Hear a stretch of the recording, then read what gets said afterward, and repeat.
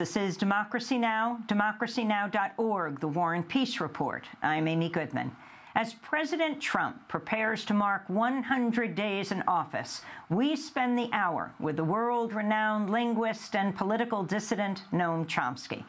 I spoke to him on Monday night at the First Parish Church in Cambridge, Massachusetts. We talked about climate change, nuclear weapons, North Korea, Iran, the war in Syria, and the Trump administration's threat to prosecute WikiLeaks founder Julian Assange.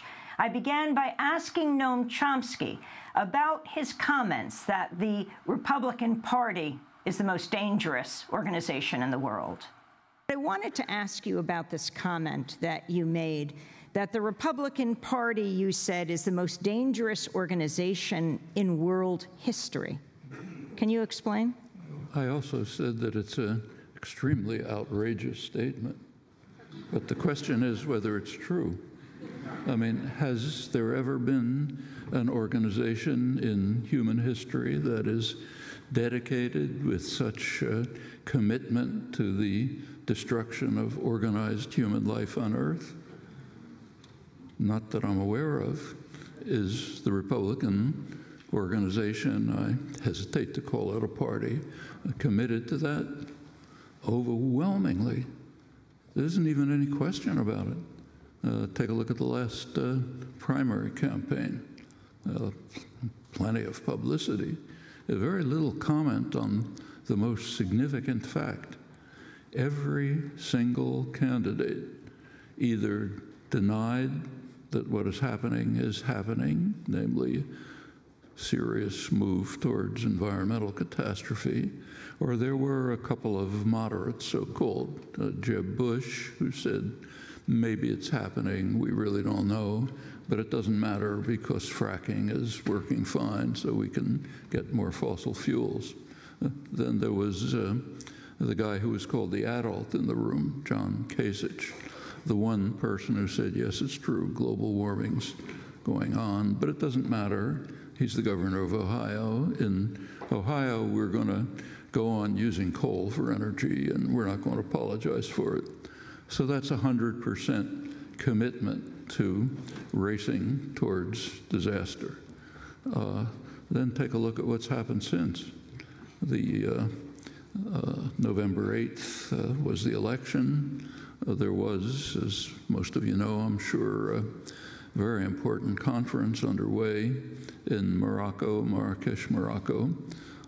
Almost roughly 200 countries at the United Nations-sponsored conference, which was the goal of which was to put some specific commitments into the verbal agreements that were reached at Paris in December 2015, the preceding international conference on global warming.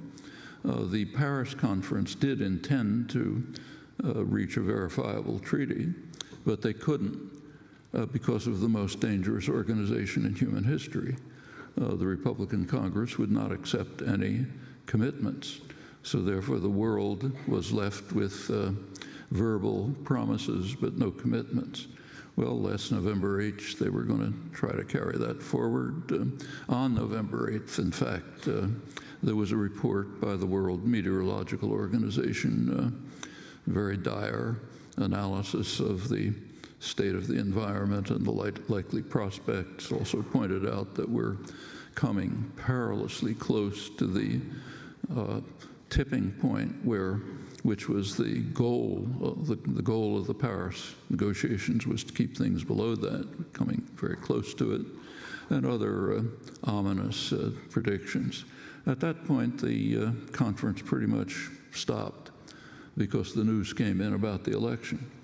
And it turns out that the most powerful country in human history, the richest, most powerful, most influential, the leader of the free world, has just decided not only not to support the efforts, but actively to undermine them. So there's the whole world on one side, literally, at least trying to do something or other. Not enough, maybe, although some places are going pretty far, like Denmark, a couple of others. On the other side, in splendid isolation, is the country led by the most dangerous organization in human history, which is saying, we're not part of this. In fact, we're going to try to undermine it. We're going to maximize the use of fossil fuels, could carry us past a tipping point. We're not going to provide funding for, as committed in Paris, to developing countries that are trying to do something about the climate problems. We're going to dismantle regulations that retard the impact, the devastating impact of production of carbon dioxide and, in fact, other dangerous gases, methane, others. Okay, so the conference kind of pretty much came to a halt. The question, it continued, but the question was, can we salvage something from this wreckage? And pretty amazingly, the countries of the world were looking for salvation to a different country, China. Here we have a world looking for salvation to China, of all places, when the United States is the wrecking machine that's threatening destruction, with all three branches of government in the hands of the most dangerous organization in human history. And I don't have to go through what's happened since, but in general, the cabinet appointments are designed to assign to people whose commitment and beliefs are that it's necessary to destroy everything in their department that could be of any use to human beings and wouldn't just increase profits and power. And they're doing it very systematically, one after another. EPA, Environmental Protection Agency, has been very sharply cut. Actually, the main department that's concerned with environmental issues is the Department of Energy, which also had very sharp cuts, particularly in the environment-related programs. In fact, there's even a ban on posting and publishing information and material about this.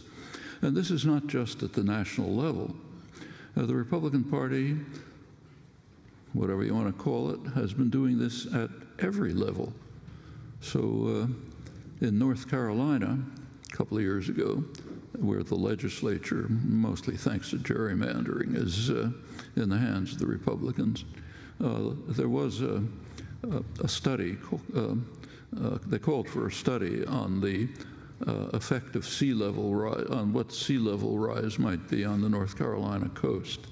And there was a serious scientific study which predicted, I'll forget how many years, not a long time, about roughly a meter rise in sea level, which could be devastating to eastern North Carolina.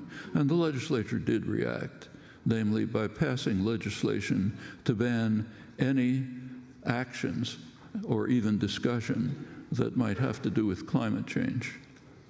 Actually, the best comment of this, I wish I could quote it verbatim, was by Stephen Colbert, who said, if you have a serious problem, the way to deal with it is to legislate that it doesn't exist. Problem solved, you know.